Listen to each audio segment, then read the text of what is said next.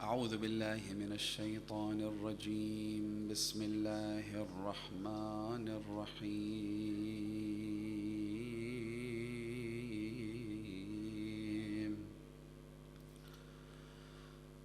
اللهم كن لوليك الحجة ابن الحسن صلواتك عليه وعلى آبائه في هذه الساعة وفي كل ساعة وليا وحافظا وقائدا وناصرا ودليلا وعينا حتى تسكنه أرضك طوعا وتمتعه فيها طويلا برحمتك يا أرحم الراحمين. اللهم وهب لنا رأفته ورحمته وعونه ودعاءه وخيره ورضاه ما ننال به سعة من رحمتك وفوزا عندك يا كريم. For the hastening of the return of the Master, the Savior, the Avenger, Al-Hujjat ibn al-Hasan al-Askari, recite aloud salawat ala Muhammad wa ali Muhammad.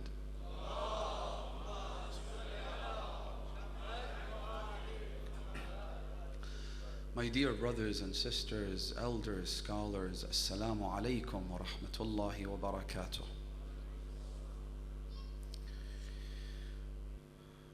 وما محمد إلا رسول قد خلت من قبله الرسل أفإن مات أو قتل انقلبتم على أعقابكم ومن ينقلب على عقبيه فلن يضر الله شيئا وسيجزي الله المحسنين.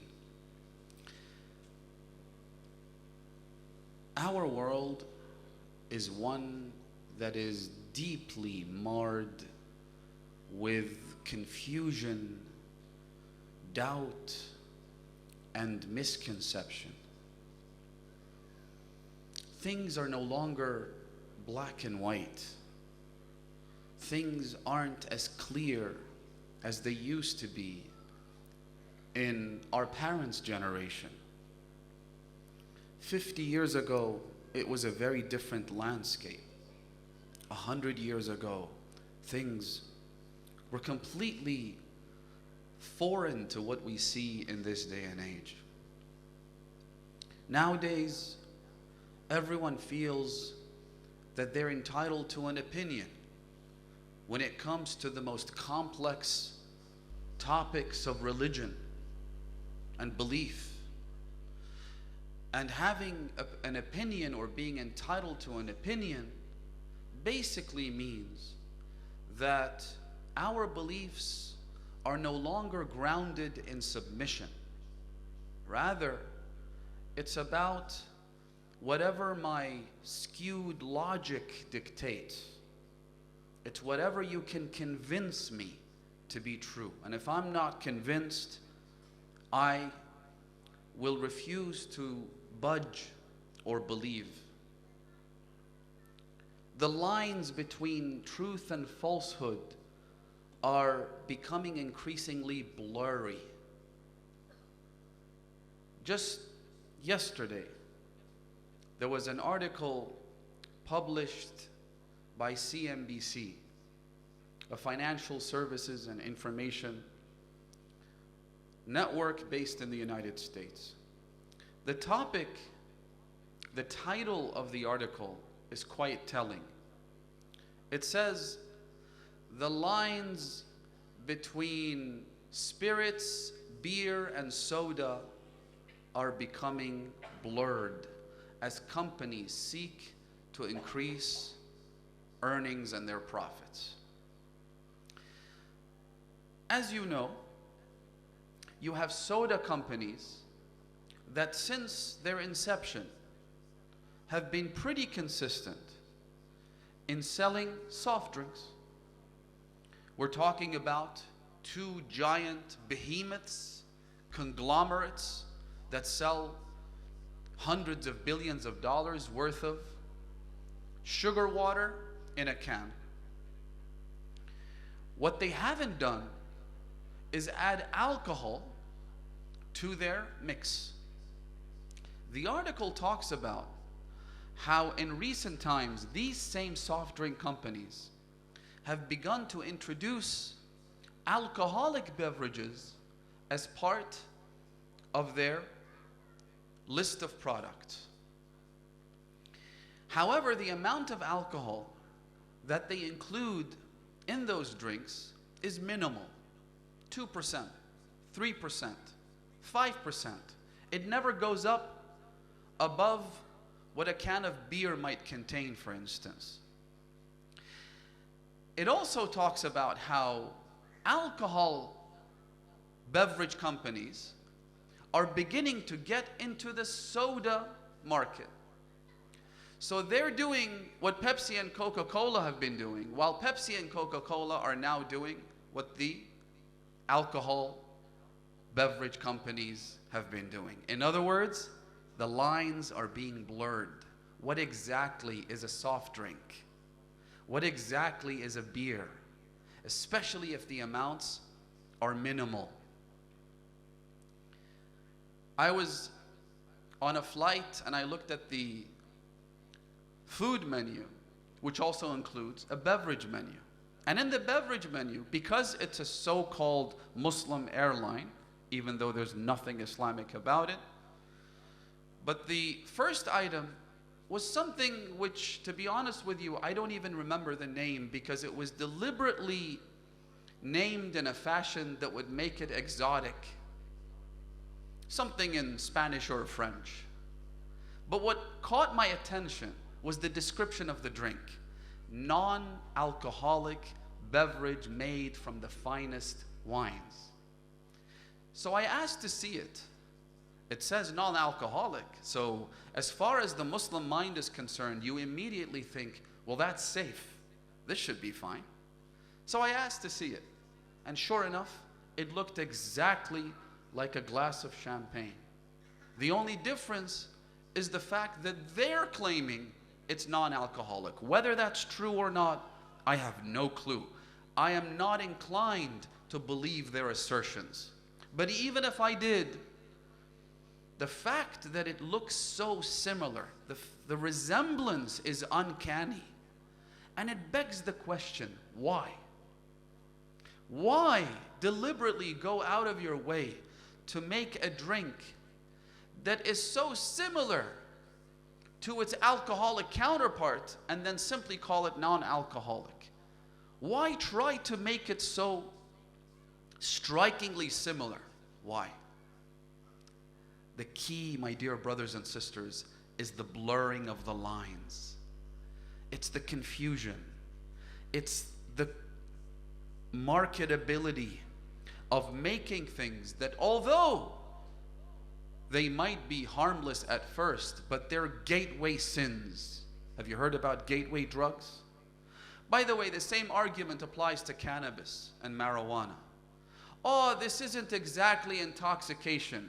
This doesn't fit the description of being inebriated the way you are inebriated by alcohol. You only feel tipsy. It doesn't distort your judgment. You hear these things from apologists for the use of cannabis within the Muslim community. I've heard it myself. I've been in more conversations about this than I would have liked. But the problem is, once you take a bird's eye view, once you are no longer personally invested and you're not driven by your own desires and you look at things with objectivity, the things are clear, it's black and white. First of all, ulama say it is haram. Scholars have issued edicts. It is not permissible. It is sinful. I'm talking about cannabis here. Somebody even went as far as to debate this issue with me, and he said to me, do those ulama have a specific hadith that says that cannabis is haram? So you see what's happening here. Number one, our sense of entitlement to an opinion on every religious matter is front and center. It's very obvious. In other words, never mind the fact that I lack any sense of expertise on these issues, I can still debate with the most supreme religious jurists. So I'm at the same level as far as I'm concerned. Secondly, I am challenging the alim to give me a specific verse or hadith from the hadith corpus, from the traditions of the Prophet and his immaculate family, otherwise I won't accept it. I said to him, well, that's not how it works, my friend.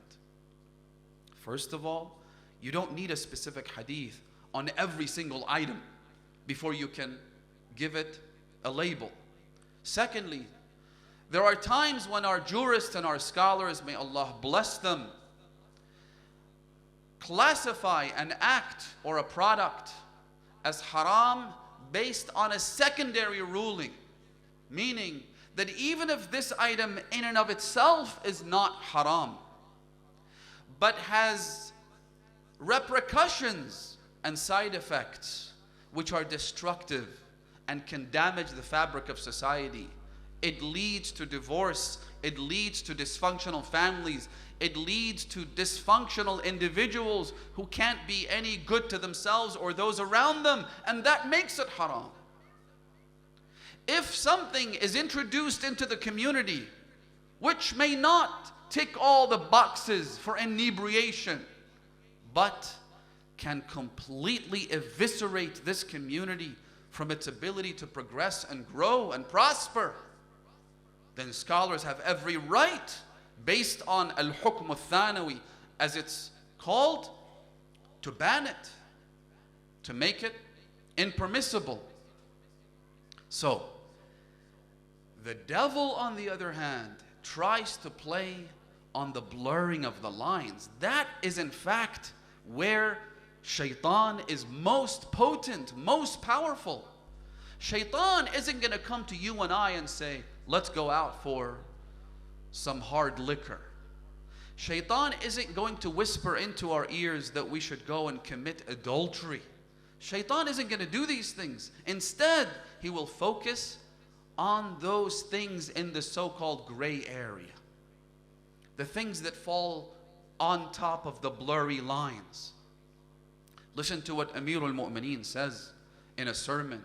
He says, "Innama bidayatul fitna," the beginning of discord, the beginning of those trials and tests that cause people to fail. In other words, those difficult tests in our lives, the fitan, they begin with what?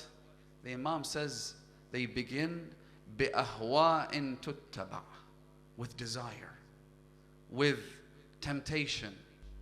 Let's try this out. Let's see what this tastes like. Let's see what it does to us. It begins with desire. Then those desires give way to our desperate attempt to cling to some kind of authority. Because as religious individuals, we feel the need to validate and vindicate ourselves, to validate our actions. We feel that we need some kind of authority to rubber stamp the desires that we are trying to satisfy. And so what happens is, يَتَّبِعُ رِجَالٌ رِجَالًا, Amir al-Mu'mineen says. People will follow men. And I'll get back to what the Imam means by this later. They will follow men. They will appeal to authority. Then the Imam says, وَإِنَّ الْحَقَّ لَوْ صَفِيًا, if the truth was clear, if it wasn't opaque, if it was transparent, if it was made clear, then people wouldn't deviate. And if falsehood was clear, you would have no fear for the masses because it's obvious. However, يُؤْخَذُ ضِغْثٌ مِّنْ هَذَا وَضِغْثٌ مِّنْ هَذَا. They take a little bit of this, a little bit of that, put it all in a blender, and then present it to you. In other words, it's never clear cut. Shaitan will never attempt to deviate, to deceive, using those obvious things as I mentioned. Rather, he will always mix and match. He will always try and blend things together. The attempt, once again, is to blur the lines. The attempt is to obfuscate. It is to confuse. It is to sow the seeds of doubt. It is to make you think about things based on the wrong set of criteria. That's how doubt begins. For instance, he'll come to you and say, if the commander of the faithful, Amir al-Mu'mineen, وقائد الغر المحجلين, يعسوب الدين وإمام المسلمين, أسد الله الغالب, علي بن أبي طالب, عليه صلوات الله والملائكة والناس أجمعين. If he's that important, and if he was indeed the successor and heir to the Holy Prophet, then where is the verse in the Quran that talks about it? How come he's not mentioned in the Holy Quran? That is the textbook definition of lines being blurred in order to obfuscate and confuse and sow the seeds of doubt. Why? I have given a lecture where I have provided 13 different answers to this misconception. Not one, not two, 13. And that was because we didn't have enough time. Because we have scholars who have written books where they have provided 110 answers to this very misconception. In other words, we have answers. But I'll give you just one. Let's go back to the original question. If Ali ibn Abi Talib was a successor to the Holy Prophet, how come the Quran doesn't talk about him or mention his name explicitly? The answer is, why does the name of Ali ibn Abi Talib have to be mentioned in the Holy Quran explicitly before we accept it? Who told you that that is the right criteria for truth and falsehood? Who said that? The words of the Holy Prophet, the instructions of God's Messenger, the hadith of Muhammad sallallahu alayhi wa alihi wa sallam is just as authoritative as any verse in the Holy Quran. Once authenticated, there's no difference. As a matter of fact, allow me to say something rather boldly. Is the Quran anything other than a hadith? Think about this for a moment. Where did we receive the Quran from? Where did we get it from? Was it delivered to us as an email attachment? Did God speak to all of us himself? Were we all raised into the heaven in the Mi'raj in order to receive revelation? Were we with Musa on the mount to receive the tablets? How did we get the Quran other than from the blessed tongue of Muhammad sallallahu alayhi wa alihi? I think his blessed name deserves a much louder salawat. Sallu ala Muhammadin wa ali Muhammad.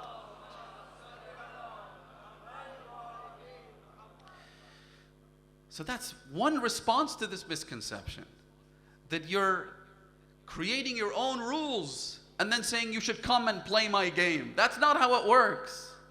That's not how it works. Not everything is mentioned in the Quran and doesn't have to be. My point is, that's how misconceptions are crafted. That's how they're designed.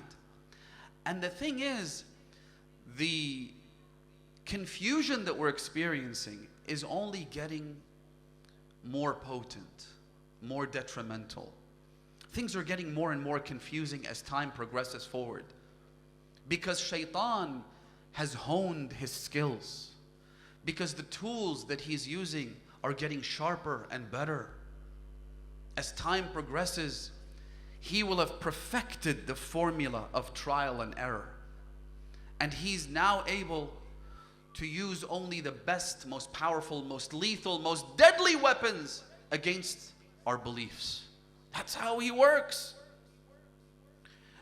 Now, we are faced with all of these misconceptions, and we wonder to ourselves, how do we safeguard our beliefs in these latter days? How do we protect ourselves against misconception.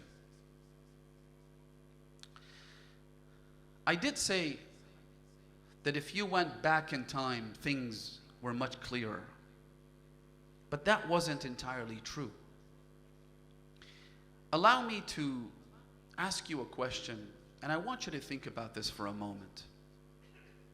If you were present in the year 13 after the blessed hijrah of the Holy Prophet, meaning in the immediate aftermath of the assassination of God's messenger, the pandemonium, the confusion, the doubt that ensued after the Prophet's passing was such that with this illustration, you will come to realize that things weren't so easy back then. Because you have two personalities. On the one hand, you have an elderly man, a senior citizen, an early companion of Rasulullah, someone who, by the way, happened to be with him in the cave when the Prophet was migrating from Mecca to Medina. He was the only person who accompanied the messenger on that journey. When asked whether he was qualified to be the successor of the Holy Prophet, despite never having been appointed by the messenger, his response was heartwarming. It was incredibly touching. He would always respond by saying, "Da'uni, da'uni, falastu bi khayrikum wa aliyun fikum." I am not the best candidate for this position, not while Ali is among you. Leave me. Go after Ali. He had long gray beard, extremely affectionate. If you spoke to him with any sense of aggression, he would immediately begin to cry. That's one person. On top of that, he was surrounded by so many other notable personalities. He had a massive posse and entourage.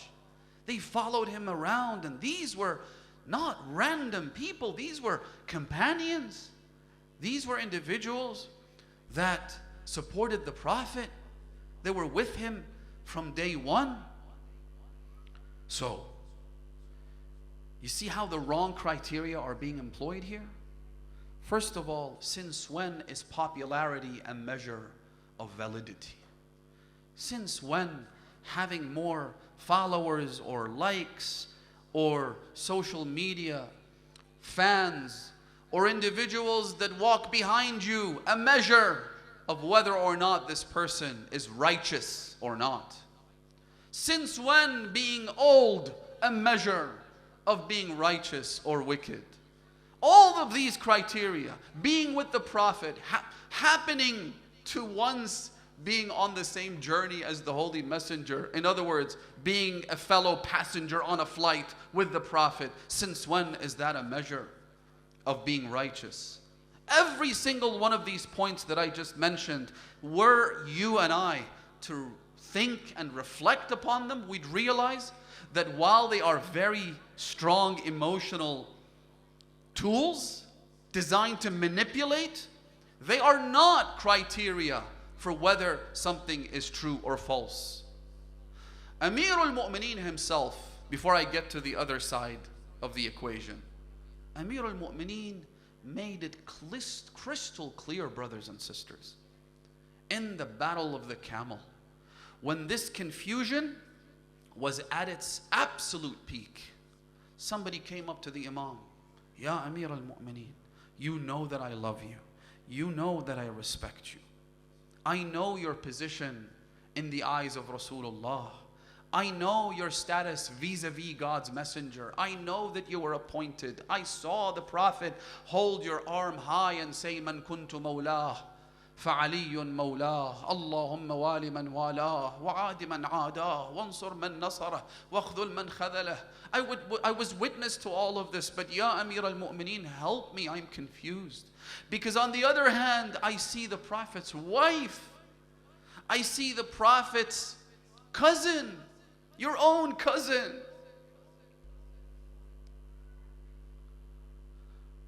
Az-Zubayr ibn al-Awwam. Do you know who this person was? Az-Zubayr was one of the people who participated in the funeral of Fatima al-Zahra, one of only 4 or 5.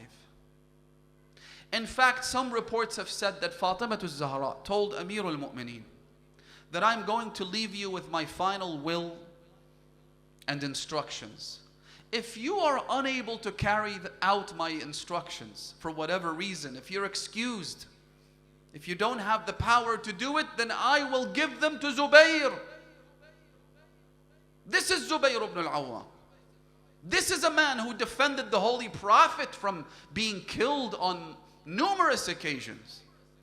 Ya Amir al-Mu'mineen, I see the Prophet's wife, I see Zubayr, I see all these companions, I see all these people that we used to think were good and righteous. Help me. Which side should I pick? The Imam didn't tell him, join me. He didn't even remind him of the innumerable prophetic quotes in praise of Amir al-Mu'mineen when he was made the criteria for righteousness, when he was made the only barometer of what is right. When the Prophet famously said, Aliyun ma'al haqq wal haqqu ma'ah. Say it with me out loud. Wal haqqu ma'ah Ali. The Imam could have done that, but instead he gave him and you and I and every single human to the end of days a criteria, an equation that we can use in every single circumstance. He said to him, Ala innal haqqa la yu'rafu bil rijal. Verily you should know, alas, the truth isn't recognized through men. I'rif al-haq, ta'rif ahlah. Recognize the truth. Learn to seek the truth first, then you'll know who's with the truth and who's not with the truth. I'rif al-haq.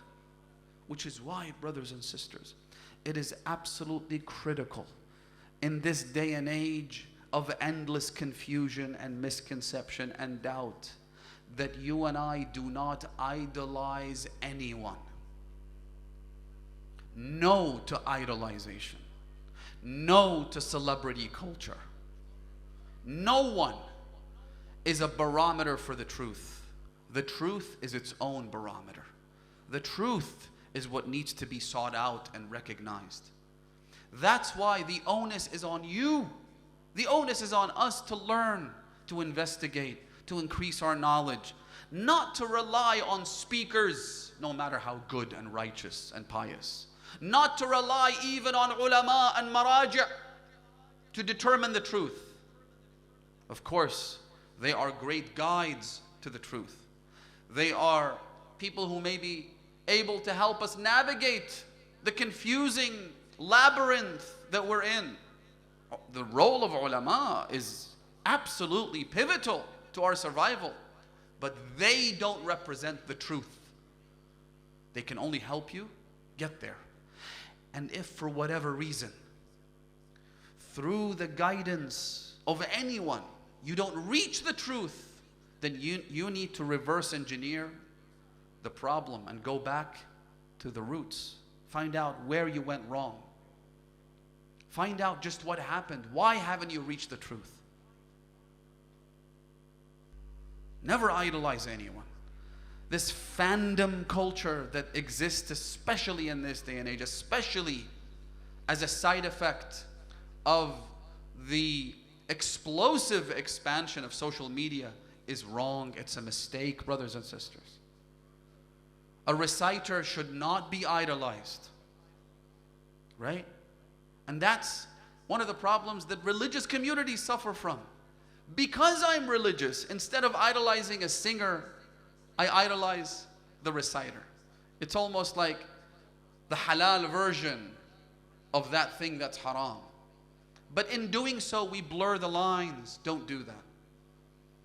Good, pious, righteous reciter who praises the Ahlul Bayt, alayhimus salatu wassalam, I respect him, I love him, he's my brother in faith, but nothing more than that. The same is true of speakers, the same is true of everybody. اعرف الحق تعرف أهله. So let's go back to the example. On the one hand, you have this sweet old guy who's quoting verses from the Quran and traditions from the Holy Prophet, who spent time with the Messenger. Who do we have on the other side of the equation? Listen very carefully, brothers and sisters. We have someone. What is our perception of Amir al-Mu'mineen? Number one, he's young. He doesn't have that aura of being a senior member of the community. Number two, he's bald. Number three, his clothes, they're all full of dust and mud because he's got a side gig where he digs wells in the farm. So not exactly presentable, doesn't wear designer clothes, doesn't look super smart in the way he dresses. Those are descriptions of his appearance. What about his demeanor? You'd expect him to be all about love and inclusivity, right? All these things that we today in the 21st century use as descriptive terms for what is good, right? You'd expect him to be this extremely gentle man. Nothing but roses and butterflies and smiles and hugs and kisses. And yet listen to the description of Ali ibn Abi Talib from the tongue of Fatima al-Zahra alayha salam in her sermon to the women of the Muhajirin and Ansar. وَمَا الَّذِي لَكَرُوا مِنْ أَبِي الْحَسَنِ. She says, what is it that they hate about Abu al-Hasan alayhi salatu wasalam? Do you know what they hated about him? Do you know why they chose to reject Ali, the one and only, the bravest, the most knowledgeable, the most pious, the first, the last, the best? What is it that made them reject Amir al-Mu'mineen and put others before him? نَكِرُوا مِنْهُ وَاللَّهِ نَكِيرَ سَيْفِهِ.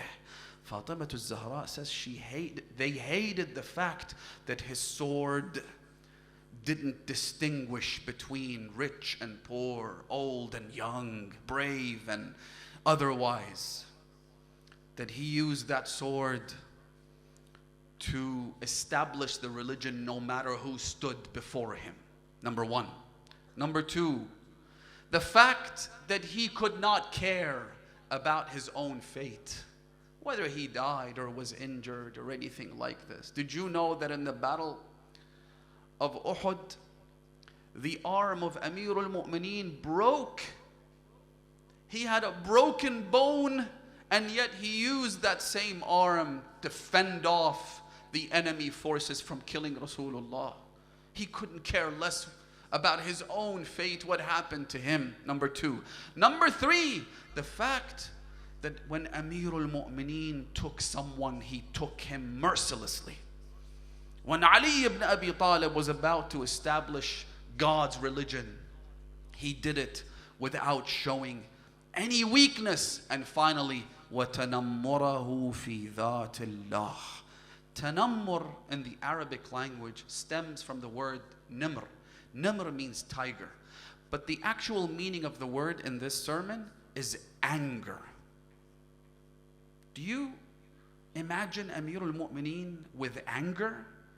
Or do you have a different perception of the Imam? But when it comes, of course, Amir al-Mu'mineen, when he encountered orphans, he would walk on his hands and knees and help the orphans ride on his back, pretend he was a camel. Amir al-Mu'mineen, when he encounters a widow, breaks down like a child and begins to weep. That is Ali ibn Abi Talib.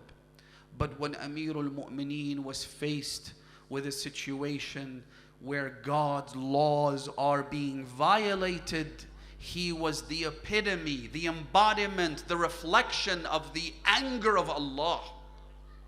وَتَنَمُّرَهُ فِي ذَاتِ اللَّهِ.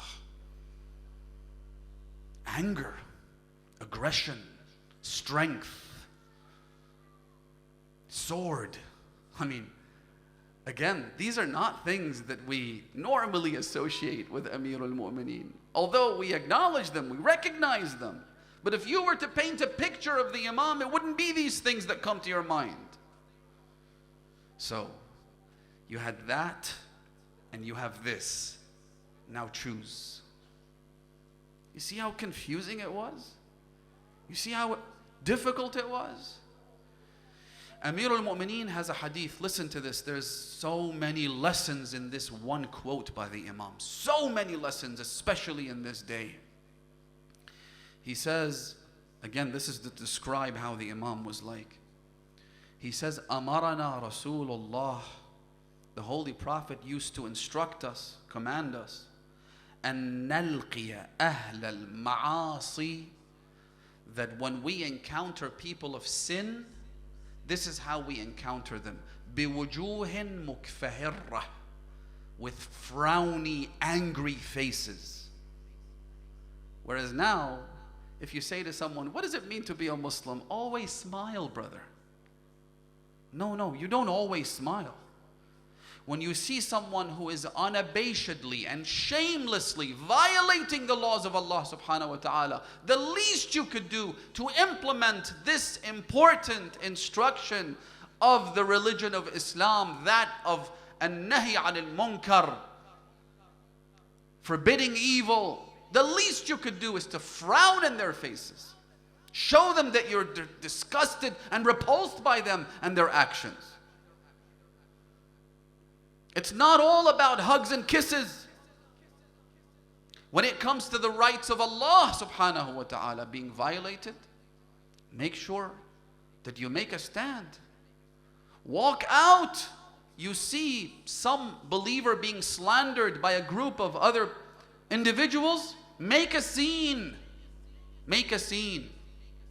It's not all about hugs and kisses. Be a disruptor of sinful behavior.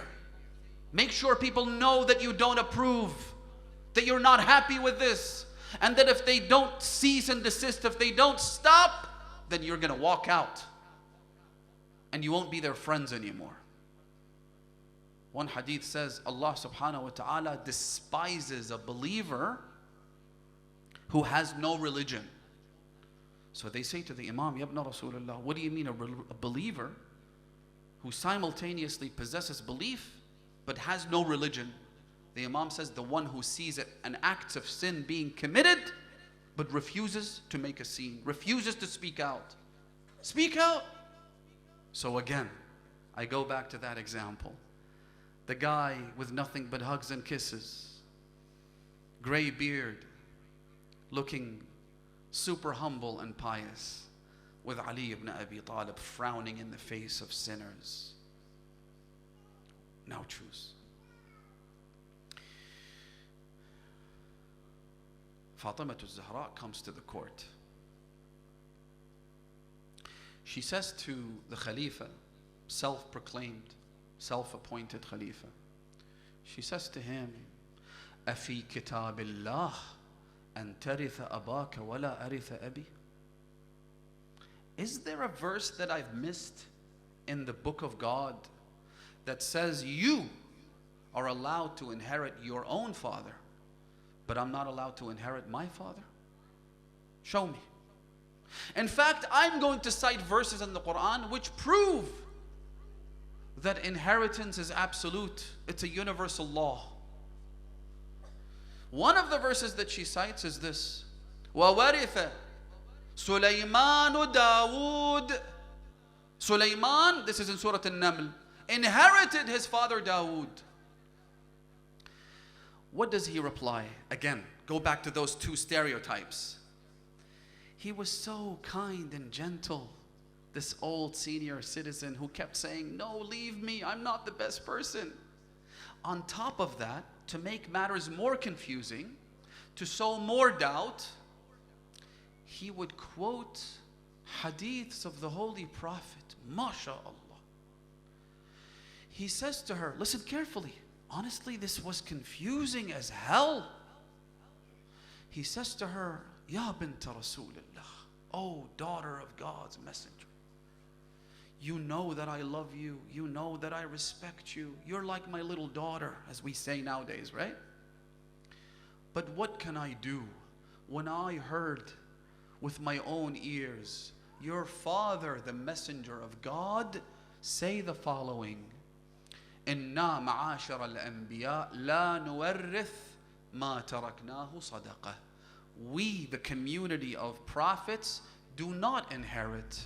Whatever we leave behind is charity, meaning it belongs to all of the Muslims.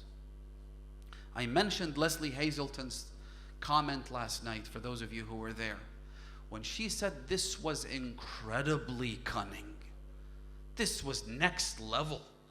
For him to pit Fatima against every Muslim instead of just himself. Now Fatima has to go and satisfy every random guy on the street who feels that he has a piece of this inheritance. But let's leave that aside. When he told her that I heard the Prophet say this, essentially what he did was appeal to authority and caused the greatest confusion by mentioning and citing an actual quote of the Holy Prophet. A couple of important points to mention here, which are applicable and relevant to our lives. Number one, don't think that deviants who will try to hijack your religion don't have any evidence to show for it. In fact, they will quote verses from the Quran. In fact, they will quote hadiths from the Holy Prophet. But don't be deceived by that. Don't be deceived by the fact that the guy is wearing a skull cap or a turban. Don't be deceived by the fact that he begins his lecture by reciting salawat on the Prophet and his family. Don't be deceived by the fact that he recites the masaib of Imam Hussein at the end of his lecture. None of that is the right criteria for truth and falsehood and distinguishing between them. Appearances are deceptive. They can be deceptive. That is expected. They're always deceptive. I mentioned this example before. Some of you might have heard it. When an anti-vaxxer comes to talk about the dangers of vaccines, right? I'm not taking any position in this debate, by the way, but this is just an example for you to think about. When someone who opposes vaccines comes and speaks on Facebook or other social media platforms, they never come dressed up as a bricklayer or a baker. They always dress up as what? As a doctor. They always wear the white gown. And the stethoscope, you gotta have the stethoscope for no good reason. They'll wear medical scrubs and they'll use medical lingo. Am I right? If it was anything else, you'd question what's going on. You'd think, what's happening here? In fact, that person might be an actual qualified medical professional. But then again, that doesn't mean much, does it? Because every profession has people who are motivated by all manner of things, whether it's money or fame or God knows what. Maybe there's a vested interest somewhere. Maybe the guy, while he is a qualified professional, at the same time, he's a deviant.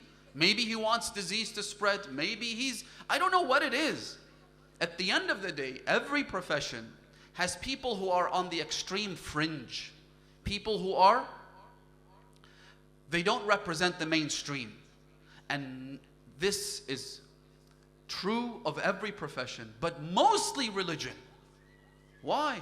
Because in religion has to do with people's values. It's easily manipulated. People are emotional.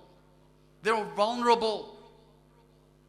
And so imposters, deceivers, liars, are plentiful within the field of religion, more so than any other field. So of course that's how they will present themselves. This deviant guy, some of you might know him. He comes out and questions Ziyarat Ashura. Look at how he does it. He says, how could a devotional text, a supplication, a ziyarah, how could it contain hundreds of curses? So many instances where we curse the evildoers, the killers of Imam Hussein, by name, by description, by tribe, by reference, by number. And then you have 100 la'na towards the end of the ziyarah that's dedicated to nothing but condemning them. He says, how do you reconcile between that and God's mercy? Allah Arhamur Rahimeen. Makes sense, right? And then he tops it off by saying, think about it. And at the end of it, you're left thinking, hang on a second. Allah is merciful. He's compassionate. All of these condemnations, all of these na'lat. What we are missing is an actual familiarity and knowledge of the Holy Quran.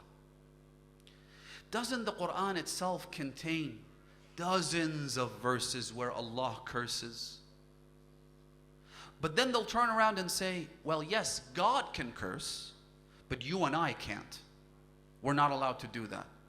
Well, how about verse number 159 in Surah Al-Baqarah, where Allah subhanahu wa ta'ala speaks about those who conceal and hide the manifest signs of God after they have been revealed to the people. And then he says, أُولَٰئِكَ الَّذِينَ يَلْعَنُهُمُ اللَّهُ وَيَلْعَنُهُمُ الْلَاعِنُونَ. Those are the ones that Allah curses, and the cursers, the condemners, they also condemn them. Meaning that there is an entire community whose job is to curse.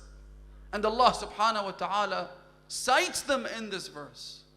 What do you do with this verse? They'll say, but sure, Allah curses and He's also allowed us to curse, but not without mentioning names. But what's the difference? What's the difference? If I said, may God curse Adolf Hitler, would I be violating God's laws? Or do I just have to say, may God curse the head of the Third Reich in Germany during World War II who killed so many innocent people? What's the difference between these two? As a matter of fact, if anything, when you name the evildoers by name, you disassociate from them directly. You create this buffer zone between you and them, between your family, between your children and them. It's a clear and manifest disassociation. What's wrong with that? And how is that reconciled with God's mercy? How do you reconcile hell with God's mercy?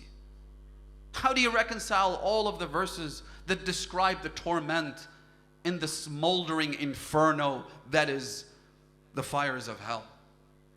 But again, that is the nature of a misconception. It blinds you from the facts. It gives you something that sows the seeds of doubt and makes you think it makes sense. It makes absolutely no sense. So, funnily enough, the same person regurgitates this pathetic, lame, worthless misconception, which is a report that says that the killers of Fatima al-Zahra will eventually be exhumed from their graves, brought back to life, tried for their crimes, and punished for them. But the way he presents this is interesting. He says this sectarian hadith. What's sectarian about restoring justice for the greatest act of injustice? Why is that sectarian? Are you offended? Are you insulted? Are you a supporter of the killers of Fatima al-Zahra? At least come out and say it clearly so that we can identify who you are, and so that we don't have to waste my time and the audience's time in responding to your pathetic misconceptions. What's sectarian? Number two, he says, look at this barbarity. Exhuming dead bodies, restoring life to them, executing them for their crimes after they've been tried for them. This is barbarity. Isn't that literally what God does on the day of judgment? He brings back everyone from their grave, restores life, judges them, punishes them, or rewards them. If that's barbaric, are you calling God barbaric? Again, without the full picture, the way it's presented, with these, they're carefully crafted and photoshopped to make them appear as though they are logical arguments, when in fact they're not. If you have a problem with cursing the enemies of Allah and His Prophet, if you have a problem with restoring justice for the mistress of the women of the world, then either you have sympathy for the evildoers, or you don't acknowledge the crimes that they committed, the unspeakable violence that they perpetrated, or you don't respect Fatima Zahra enough to feel that she deserves justice in all of this. Which is it? He says to Fatima, I heard your father say this. My hands are tied. I'm so sorry. I wish I could do something for you. But the Prophet himself said that we don't leave an inheritance. The second point I want to mention in this regard is this. Weren't you and your boyfriend the same people who said that Hasbuna Kitabullah, when the Prophet said, give me something to write, a will, so that I could then leave it and you find guidance and are guarded and protected from deviation? When the Messenger of Allah made that request, weren't you the guy who said, Hasbuna Kitabullah, the book of Allah is sufficient for us, we don't need the hadith? Then why is it when Fatima cites a verse from Kitabullah, you respond with a false hadith? A hadith that's supposed to cancel out clear injunctions and verses of the Holy Quran. What happened? At least be consistent. At least remember what you did last week. Because what you did is recorded for all of human history. This is a stain that can't be wiped off that hideous face. I said this last night. Be consistent. Number one, or number two rather. Number three, get your story straight. Get your story straight. And by that I mean this. He denied Fatima Zahra from accessing her inheritance from her father. And yet Sahih al-Bukhari mentions that the wives of the Prophet went to the second Khalifa. So this is about almost 2 years, a little less than 2 years after this incident. The wives of the Prophet went to the second Khalifa and said, we want our inheritance from our husband. Aisha immediately jumped to save the situation. She said, hang on a second. Don't you remember the Prophet said that we're not leaving anything? I don't leave an inheritance. They said, no, we never heard that. She said, but he did. My father said so. Not only did the wives of the Prophet ask for their inheritance, but Aisha herself went to the third Khalifa. Again, fast forward about 10 years, and she went to him, I want my husband's inheritance. He said to her, weren't you the one who denied Fatima from her inheritance? Not that he cared about Fatima, but he's trying to highlight the inconsistency in her own words and actions. So, get your story straight. Which is it? Did the Prophet say, I don't leave an inheritance? Or did he say, the only one that should be deprived of my inheritance is Fatima? Because your problem is with Fatima. أَفَإِن مَّاتَ أَوْ قُتِلَ انقَلَبْتُمْ عَلَىٰ أَعْقَابِكُمْ. You turn back on your heels As soon as the Prophet dies, or rather indeed is killed, you turn back on your heels. If you're trying to understand what happened in the aftermath of the passing of the Prophet, you should go and look no farther than what happened after each prophet. وَمَا مُحَمَّدٌ إِلَّا رَسُولٌ قَدْ خَلَتْ مِنْ قَبْلِهِ الرُّسُولُ. We've seen this before. This is an old act. Every prophet who passed away left a community divided and bent on restoring the jahiliyyah that preceded that prophet. Restoring every detail of that jahiliyyah. I mentioned this to a group of brothers last night. I said even Maqam Ibrahim. Maqam Ibrahim is the stepping stone of Prophet Ibrahim while he was building the Kaaba. Isn't that right? Every Muslim knows this. Here's a question. Why is Maqam Ibrahim so far from the Kaaba? If it's a stepping stone, shouldn't it be attached to the Kaaba? So Ibrahim would stand on it and lay the bricks. Well, the story is simple. In the pagan era, they separated Maqam Ibrahim for whatever reason. I don't know. But they placed it farther from the Kaaba itself. When the Holy Prophet went back to Mecca, having conquered it, he restored the position of Maqam Ibrahim to where it was before. And now it was attached to the Kaaba. When the second Khalifa came, he went to Mecca and he said, is there anyone here among you who remembers the exact location of Maqam Ibrahim in the Jahiliyyah? An old man came. He said, yes, I know where it was because I had measured the distance with my feet. I know exactly where it was. So he went and he measured the distance once again, identified the previous pagan position of Maqam Ibrahim. The second Khalifa took it and placed it right there. Even these minute details have to be restored, which is why Fatima al-Zahra said, أَفَحُكْمَ الْجَاهِلِيَّةِ تَبْغُونَ? Are you trying to restore Jahiliyyah? This is a rhetorical question, by the way. Meaning you are restoring Jahiliyyah. One of the rules of Jahiliyyah was that a girl should be deprived of her father's inheritance. That's what you're trying to do? You want to undo what my father did?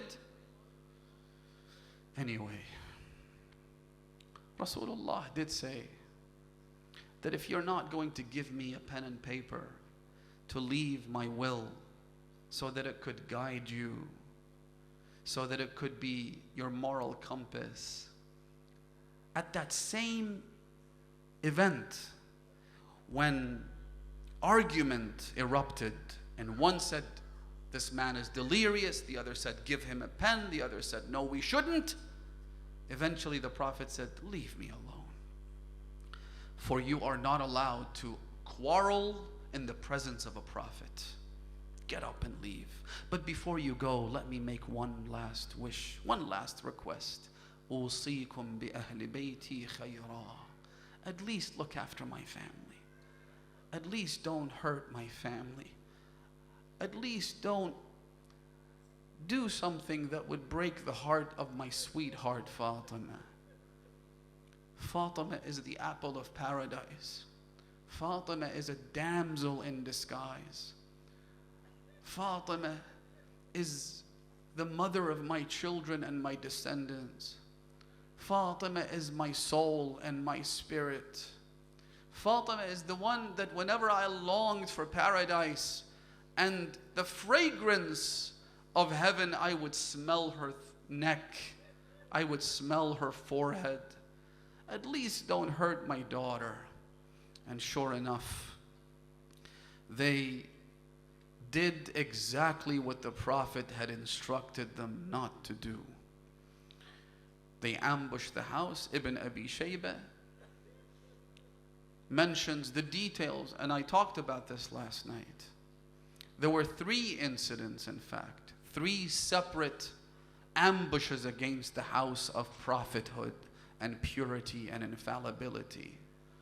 The first was a threat. Now just imagine the children of Fatima al-Zahra. Imagine your own family Try and put yourself in this position. You have a family of this young wife, young children, and suddenly you hear horses and you hear hundreds of men surrounding your home, threatening to burn down your house, saying, I will burn it over the inhabitants of this house. How do you feel about that? What's going to happen to these innocent young little children? That was one instance. Then they came again and they ambushed the house eventually. One report says that the flames that were coming from under the door of the house of Fatima al-Zahra would slap her face like leather. Fatima al-Zahra stands her ground behind this door. As they set it alight, they're not content with that. Eventually the door is crushed. Fatima al-Zahra hides behind the door. She is crushed. Those catastrophes happen. Muhsin, the unborn child of Fatima, dies in the mayhem. All of these things happen. Now, I don't want to talk about the details. I just want to mention this. Imam al-Sadiq alayhi salam describes the state of Fatima al-Zahra. He says the following. He says, فَذَابَ لَحْمُهَا. In the few days that Fatima remained after the ambush on her home, her meat melted from over her bones. وَكَانَتْ كَالشَّبَحِ. She was nothing more than a shadow. Fatima al-Zahra became so weak. She became so thin. Her head was always wrapped with a band to help ease the pain. But one thing Fatima didn't do was she never described to Amirul Mu'mineen what they did to her. Fatima al-Zahra never really opened up about this. She knew how it would crush Ali ibn Abi Talib. She never said a word to him until it was the time for her to leave her will, to leave her final instructions to Amirul Mu'mineen. Now there's a rule in Islam which says that a marriage is something that applies only in this life, meaning that a marriage expires when one of the partners dies, right? If your wife died after death, she's no longer your wife. You have to observe the rules as though she is not your wife. The same is true for a husband. The only exception to this rule is Fatima al-Zahra and Amirul Mu'mineen. She is the wife of Ali in this dunya as well as the akhirah, as well as paradise. And yet Fatima leaves a very strange piece of instruction to Amirul Mu'mineen. Do you know what she says to him? She says to him, Ya Abul Hasan, كفني ليلا وغسلني ليلا وحنطني ليلا ولا تشهد من هؤلاء القوم جنازتي أحدا. Oh Abul Hasan, I want for you to bathe me at night, to wrap the shroud at night, to prepare me for burial at night when it's dark, and don't allow any of these oppressors to participate in my funeral so they could cover up their crimes. Now I understand why Fatima would want to be buried at night so that they couldn't join her funeral, but why would she say to Amirul Mu'mineen, you should only bathe me at night? The Imam could have bathed Fatima in the daytime. That is one thing that stands out and is rather strange. The other is she says to him, Ya Abul Hasan, when you bathe my body, don't take my clothes off. Wash me from above the clothes. Some have said the reason for these two instructions that Fatima gave to Amir al-Mu'mineen is what happened afterwards. This reveals the secret behind Fatima's will. When Amir al-Mu'mineen was preparing Fatima for her burial, he said to Imam Hassan and Hussein and Zainab, make sure you don't cry out loud. so the neighbors don't know that we are preparing Fatima for burial. If you're going to cry, then cry in a soft voice. He then came and lit a candle. He prepared the body of Fatima. Ya sahib al-amri wal-zaman ajarak Allah. Asma bint Unais was giving the Imam water so he could wash his wife. She says that as Ali was washing Fatima, suddenly I saw him go into a corner of the room. He put his head against the wall and burst into tears. I said to him, Ya Amir al-Mu'mineen, you have every right to cry. You have lost Fatima, but you told us not to cry loudly. Why are we seeing you cry like this now? He said to her, Ya Asma, don't blame me. As I was moving my hand to wash Fatima, I reached an area over her rib cage. فَوَجَدْتُ خَسْفًا في صدرها. I found a recess in the chest of Fatima, meaning there was no rib to speak of. This is what they did to my wife behind the door, and she never told me. Now I say, Ya Amir al-Mu'mineen, Ya Aba al-Hasan, you couldn't stand to see that your wife's ribs were broken. Where were you on the day of Ashura? On the afternoon when Zainab came out and she saw the body of your son Aba Abdullah being trampled by the horses. Aywa Husseina!